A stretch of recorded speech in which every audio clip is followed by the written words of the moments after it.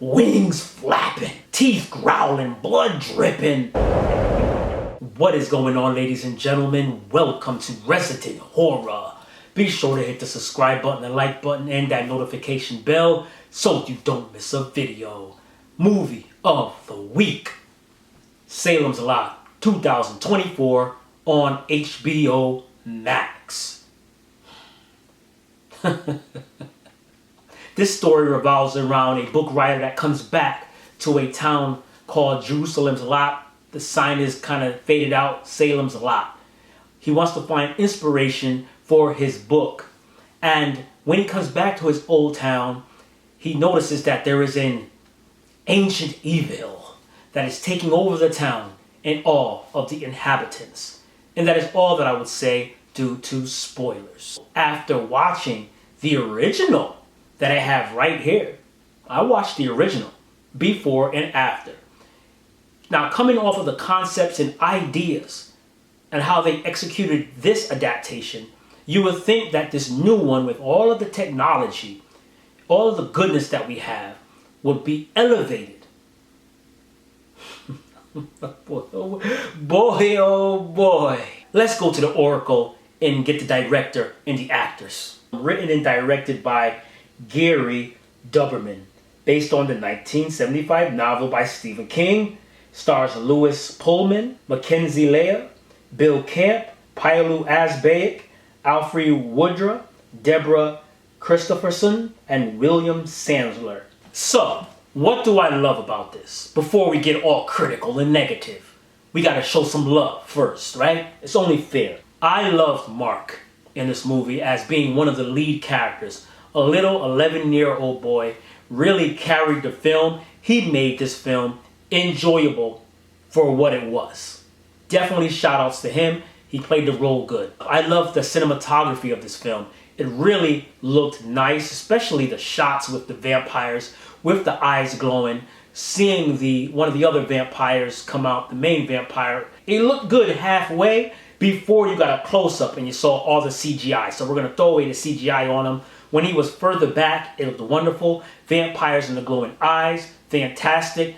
Vampires coming through the fog in that church scene. Good cinematography. And I like the originality of the last end sequence, the ending scene. I thought that was an imaginative addition. The way it was executed and what they had to do, I thought that was pretty cool. So I thought the ending action sequence was actually pretty dope. I like that. That was cool. That's enough for the positives. Let's get to those blood-boiling negatives right now.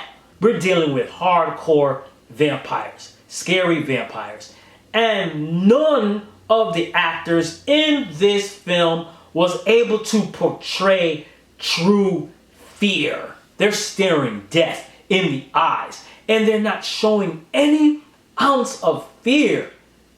They got to go back to acting class. I could have done better than that. Come on. Sign me up, Hollywood. Come check Resident Horror to be in one of your upcoming horror films. I'm telling you, I would do a better job than them.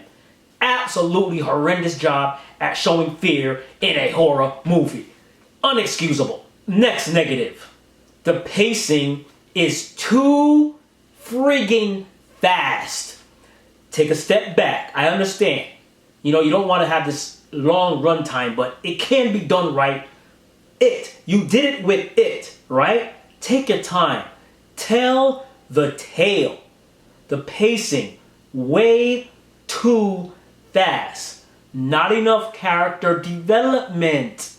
There is very little character development. You don't really feel like you're attached to any of these characters. It's moving too fast just to get it over with and hurry up to get to the final battle. No, step back, take your time, tell the backstory. We want to know, why are they so easily acceptable of these things being what they are? They're like, okay, hey, what's going on? Hey, this is what's going on. They're A, B, and C. Okay, they're A, B, and C. Well, let's go kill them. No. We need to know, why are they accepting this so much and they want to hold on to this town? Obviously, they've had some experience with supernatural things prior, but you know, I don't want to have to piece that together in my head. Tell the tale. Barlow, underused. He should have been raining havoc. They should have shown him taking lives. They should have shown him biting into necks, blood spraying everywhere.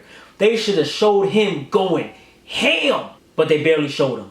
And when they showed him, the man looked like a CGI mess. I mean, come on. Practical effects, people.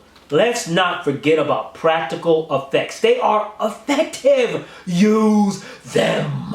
This vampire looks like he came straight out of 30 Days of Night. Too much CGI. We needed more Barlow. I know in the positives I talked about the ending, that I loved it. Yes, I loved it. Other than this, that should have been another time when Barlow, the king vampire, or this ancient evil that was in the town, he should have shined. He should have came out with wings flapping, teeth growling, blood dripping. Come on, man. Come on. We had none of that.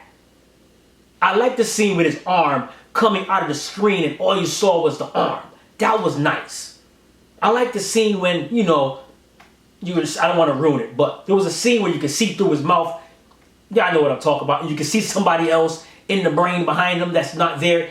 I loved that. Was excellent. But they should have showed how imposing and ruthless this man was. This beast, this creature, this divine ancient evil of good and bad. Listen, they didn't do it. More Barlow. You failed on that. Big negative. I don't know if it was me, but the beginning scene when they bring the cargo down into the basement, right? I love that scene. That's straight out of this right here. And the book as well. But why was I able to see as the viewer everything in there as clear as day? Wasn't it dark? This is why they're bumping into furniture, right? So you should have brought the lights down, made it dark, and just had maybe just a little bit of spotlight showing them going in there. Then it would have been more believable that they're bumping into everything because they can't see. When I'm the viewer and I can see everything that's going on. Let's go. Come on. Come on. And that may be because I have the Disney bundle premiere package that includes HBO Max and didn't know that HBO doesn't give us Dolby Vision nor Dolby Atmos.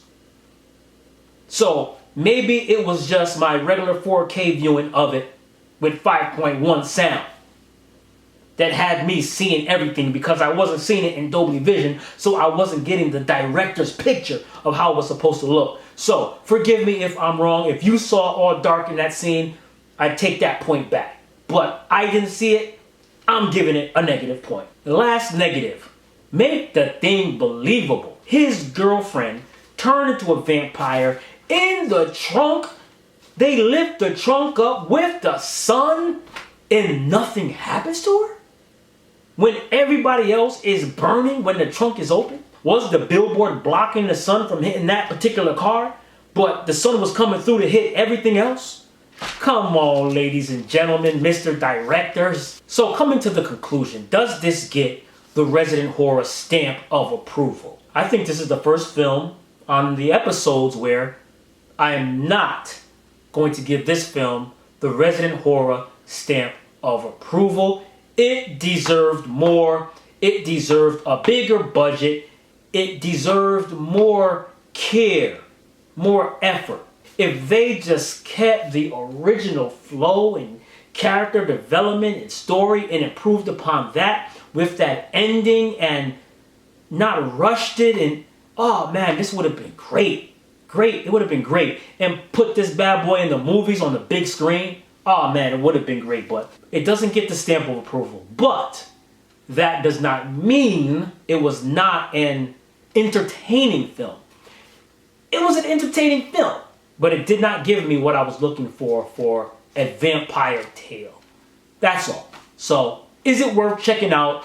You have HBO Max? Definitely go check it out. Don't expect to be blown away. So, this film right here, the old one, 1970s one right here, had a lot more character going for it. I believe that this film right here was still put together better than this film. But I do like the new one as well with the effects and certain things of that nature. But yeah, you get the drift. I do not want to see another Salem's Lot unless Mike Flanagan. Please get that man on board to do the next Salem's Lot if you do it, and put it in the movies. And even if it doesn't go to the movies, we know he's going to give us a stellar streaming event. Mike Flanagan, please take the wheel. Y'all know what to do. Hit that subscribe button, that like button, and that notification bell. Peace and stay spooky.